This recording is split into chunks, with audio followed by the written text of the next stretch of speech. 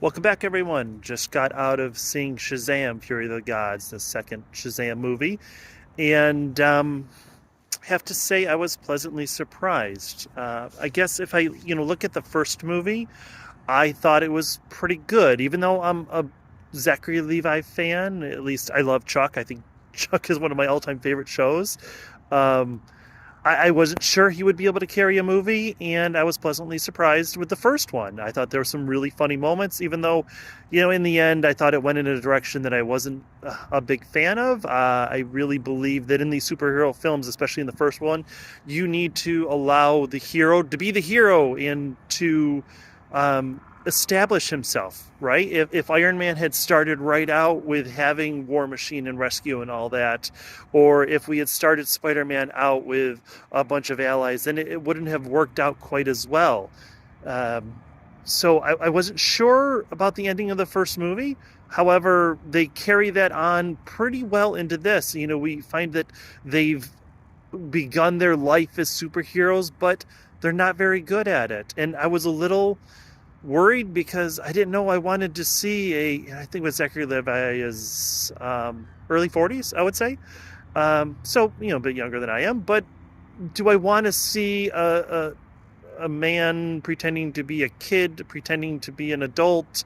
I don't know. And I get that that's kind of it's pretty standard cliche trope in storytelling in movies. We have big and, 13 going on 30 and Freaky Friday, all those movies about body switching. And this isn't quite the same thing, but it's still a kid learning to act like an adult and realizing that being an adult kind of sucks, which, God, is that the moral of all these stories? That not only is being a kid horrible because you don't have rights or agency, but also being an adult sucks because you've got responsibilities and bills and stuff. Yeah, I think maybe they're just saying that everything sucks. So it's kind of where we are. Is Zachary Levi, Shazam, who there's this running joke, I guess, throughout the film that he doesn't know what his superhero name is, even though it felt like they established that it was Shazam. But the family is kind of doing their own thing, and going back to the idea of these are adults pretending to be kids, pretending to be adults. The Billy in this movie is on the cusp of turning 18, right? And the oldest daughter is going off to college. They don't quite explain why she hasn't gone to college, except that Billy wants her around to help with the family because he's really focused on, if one is going to Shazam, they all need to Shazam. And that kind of doesn't hold true as some of them are doing their own thing and the maturity of some of them aren't quite there. So they're called in the media the Philadelphia Fiascos, which I guess because they keep messing up.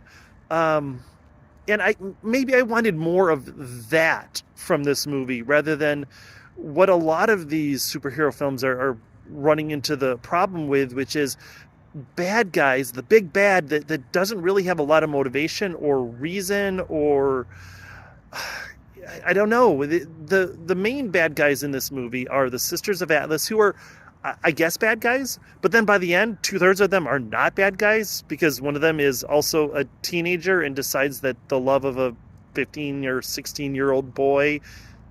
Well, I guess he's maybe about 17 because they established he's only a month or two younger than Billy.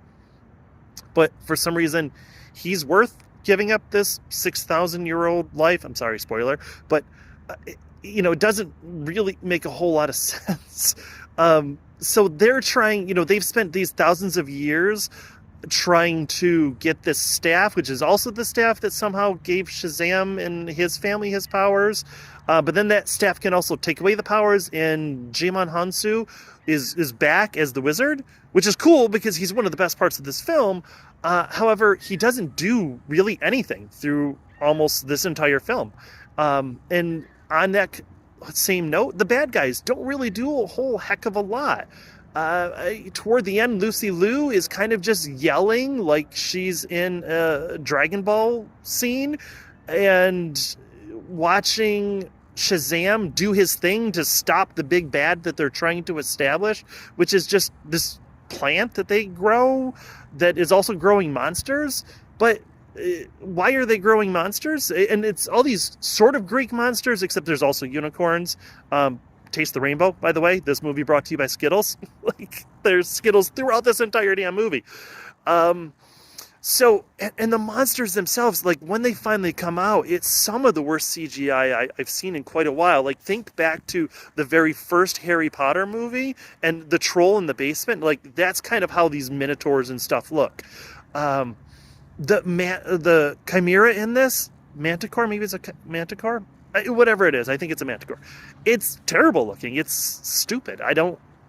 So, they're kind of attacking the city, but then the Sisters of Atlas also have this army of orcs or flying monkeys or something. It's never really established what they are, but they don't do really anything. Like, people can come and go from their fortress whenever they want, and then there are like these, there's this, the Shazam lair has these doors that can kind of lead wherever they want to go, but not wherever they want to go. That would maybe be a cool avenue to follow for the story. It's kind of all over the place, I guess, like this review. So, what ends up happening is we just got this confusion of motivation, and is this movie about the family trying to stick together? Because most of them lose their powers throughout it, even though they very quickly establish all you need to do is touch the staff again to get your powers back. They don't do that again. Like, why during this giant climactic fight?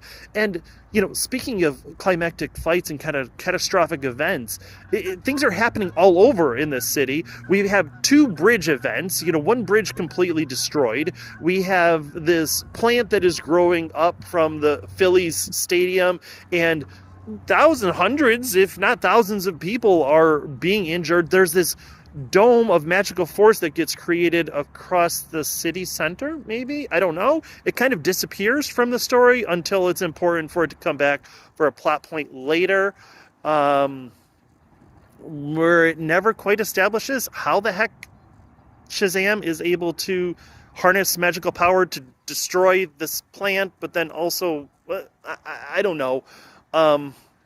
The best part of this movie is probably Helen Mirren, who kicks ass. And, going back to Harry Potter, if there ever is a Harry Potter reboot, I think we need to start a petition to get Helen Mirren as Dumbledore, because that would be amazing. So overall, I've kind of been all over the place. I'm not really sure how I feel about this film. I think that there were some funny moments.